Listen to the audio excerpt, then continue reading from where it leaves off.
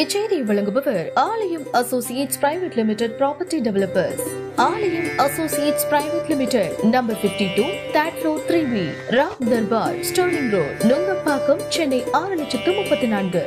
ஒரு ஜனநாயக நாட்டுல யாரா இருந்தாலும் ஒரு இந்திய குடிமகளாக இருக்கிறதுக்கு ஒரு அரசியல் கட்சியை முறைப்படி பதிவு செய்து ஆரம்பிக்கிற உரிமை இருக்கிறது. அந்த அடிப்படையில் திரு விஜய் அவர்களும் ஆரம்பித்திருக்கிறார்கள். அவருக்கு எனக்கு நல்வாழ்த்துக்கள்.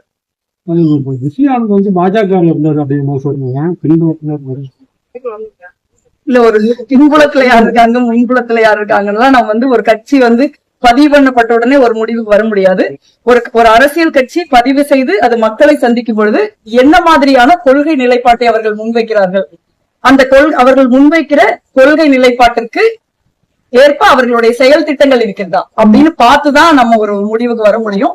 இதுவரைக்கும் அவர்கள் கொள்கை நிலைப்பாட்டை அறிவிச்சிருக்காரு விஜய். கொள்கை நிலைப்பாட்டை பொறுத்த வரைக்கும் அது ஒரு செக்யூலரான கொள்கை நிலைப்பாட்டா இருக்கிறது பார்க்க முடியுது.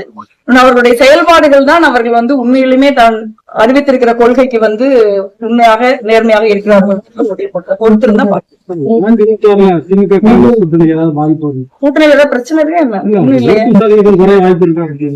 என்ன பொறுத்த வரைக்கும் தமிழ்நாடு அரசாங்கம் குறிப்பாக தமிழ்நாட்டின் மாண்புமிகு முதலமைச்சர் மு.க. ஸ்டாலின் அவர்கள் ஒரு சிறப்பான ஒரு அரசாங்கத்தை நடத்திட்டு வர்றாங்க. ஒவ்வொரு முறையும் அரசாங்கம் மக்களை தேடி போறதை நம்ம பார்க்க முடியுது.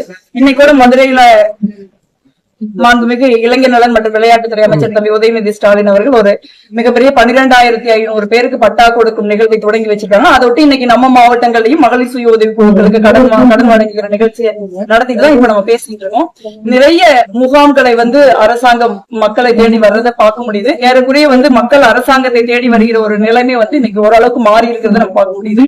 கல்வி, பொது மருத்துவம், உள்கட்டமைப்பு இந்த மாதிரி விஷயங்கள்ல மிக கடுமையான கவனத்தை முதலமைச்சர் அவர்கள் செலுத்த முடியுது.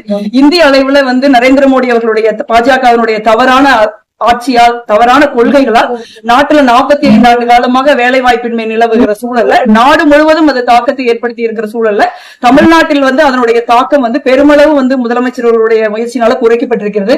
ஒரு பிரதமர் செய்யற பணியை இன்னைக்கு தமிழ்நாடு முதலமைச்சர் செய்யறது நம்ம பார்க்க முடியுது. வெளிநாடுகளுக்கு போய் மிகப்பெரிய கூட்டங்களை கூட்டி எழுச்சி உரையாற்றிட்டு டெலிகிராம்ல பார்த்து பிரைம் மினிஸ்டர் பார்த்து படிச்சுட்டு வந்துருவாரு. 5 வருஷமா அதான் செஞ்சிருக்காரு. ஆனா ஒரு தமிழ்நாட்டினுடைய முதலமைச்சர் இன்னைக்கு வெளிநாடுகளுக்கு போய் ஒரு மிகப்பெரிய முதலீடுகளை ஈர்க்கிற ஒரு முயற்சிகளை, வேலை வாய்ப்புகளை உருவாக்குற ஒரு முயற்சியில, தொழில் கட்டமைப்புகளை உருவாக்குற முயற்சியில ஈடுபட்டிருக்கிறத பார்க்க முடியுது. அதனுடைய பிரதிபலிப்பை குறிப்பா தலைவர் ராகுல் காந்தி அவர்கள், மு.க. ஸ்டாலின் அவர்களோட இணைந்திருக்கிற மற்ற கூட்டணி கட்சி, இந்தியா கூட்டணி இணைந்திருக்கிற ஒரு கூட்டணிக்கு தேர்தலில் தமிழ்நாட்டு மக்கள் இந்தியாவிலேயே இல்லாத அளவுக்கு 100% வாக்களித்திருக்கிறார்கள். மிகப்பெரிய வாக்கு வித்தியாசத்துல இந்தியா கூட்டணியின் வேட்பாளர்கள் வெற்றி பெற்றிருக்கிறார்கள். அதே நிலைப்பாடுதான் சட்டமன்ற தேர்தலையும் தொடரும் நான் நினைக்கிறேன். ஒரு நல்ல ஆட்சிக்கு மக்கள் ஒரு நல்ல தீர்ப்பு அளிப்பார்கள். சென்னையில அரசு பள்ளியில சனாதனம் ஆன்மீக சொற்பொழிவுன்ற வகையில சனாதனம் பற்றி பேசியிருக்காரு. அது மட்டுமா உங்க கருத்து? இல்ல, ஒரு கல்விங்கிறது பொதுவா அது எந்த மாநிலமா இருந்தாலும் சரி, உலகத்தின் எந்த பகுதியா இருந்தாலும் சரி, கல்வி ஒரு அறிவியலை, தொழில்நுட்பத்தை, பகுத்தறிவை, சமூக நீதியை சொல்லிக் கொடுக்கறதா தான் இருக்க முடியும்.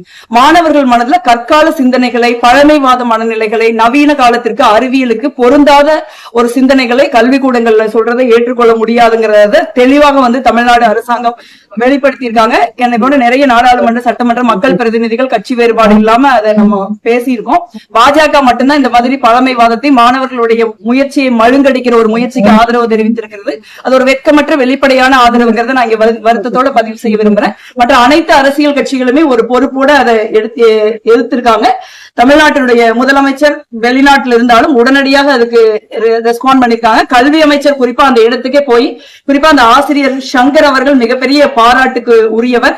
ஒரு சபையில தன் கண் முன்னாடி நம்ம தமிழ்நாட்டுக்கு, தமிழ்நாட்டு மண்ணுக்கு பொருந்தாத ஒரு சித்தாந்தம் ஒரு கல்வி நிலையத்துல சொல்லப்படுகிறது அப்படிங்கிறப்ப அதை எதிர்த்து ஒரு கேள்வி கேட்கிற பகுத்தறிவுதான் மாணவர்களுக்கு புகட்டப்பட வேண்டும் சொன்ன ஒரு ஆசிரியரை மாண்புமிகு பள்ளிக்கல்வித்துறை அமைச்சர் திரு அன்பில் மகேஷ் அவர்கள் போய் சந்திச்சு பாராட்டி கடுமையான நடவடிக்கையும் எடுத்திருக்காங்க. தமிழ்நாடு அரசாங்கம் ரொம்ப அதுல வேகமாகவும் சிறப்பாகவும் செயல்பட்டு இருக்கு.